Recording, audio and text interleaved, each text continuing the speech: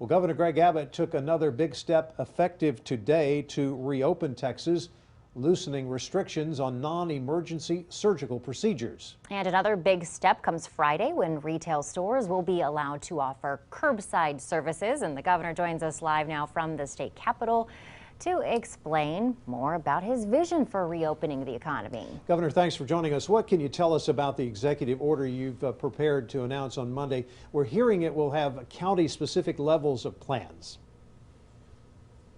Well, we are looking at some county-specific plans, but also we're looking really for a statewide plan that begins to open up the state of Texas.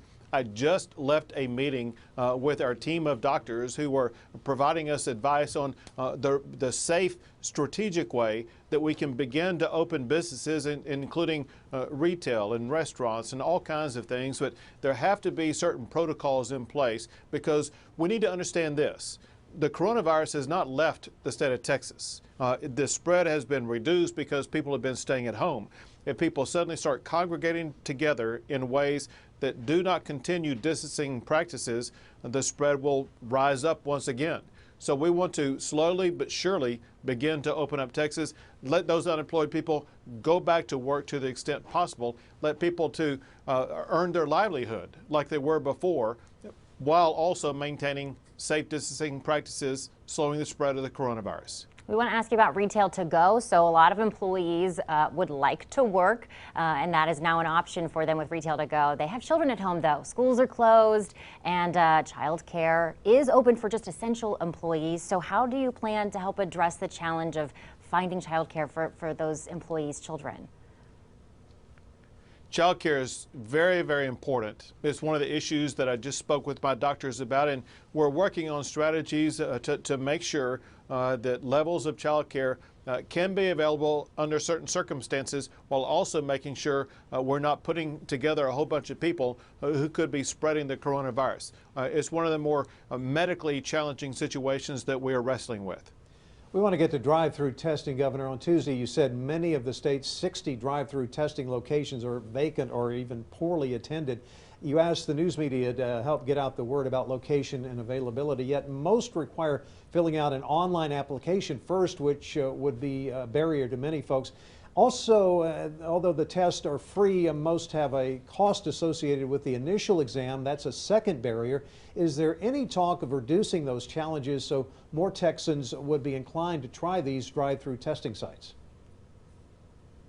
Well, for one, we do want to open up more of those drive-through testing sites, and we want to eliminate those barriers. There are some in some locations, I can mention Houston because I know this one for a fact, where there's no barrier other than you do have to fill out a form in advance because they don't want just anybody coming up. But let me tell you this, because it's what we're focused on in the next level, and that is this broad-based testing regimen throughout the entire county, throughout the entire state.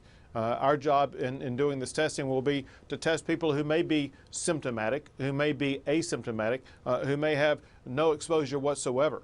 Our goal is to expand testing to actually double the amount of testing we're doing right now, so we will have a better grasp of what's going on, and as a result be more quickly able to respond to any outbreak in the expansion of COVID-19.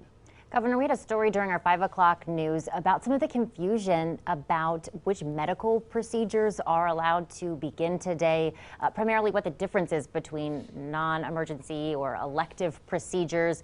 Have you heard that confusion from folks, and what are you doing to try to clear that up? We are, and we're trying to be as responsive as possible. However, it's important that doctors and the Texas Medical Board provide that advice, and so those calls are typically referred to the Texas Medical Board that has doctors on the medical board that are able to walk the other treating physicians through the process.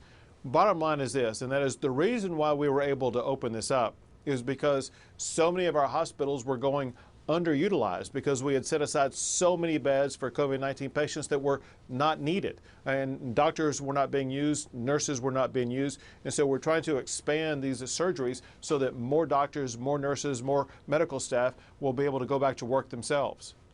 And importantly, patients will be able to access the care they need. Okay.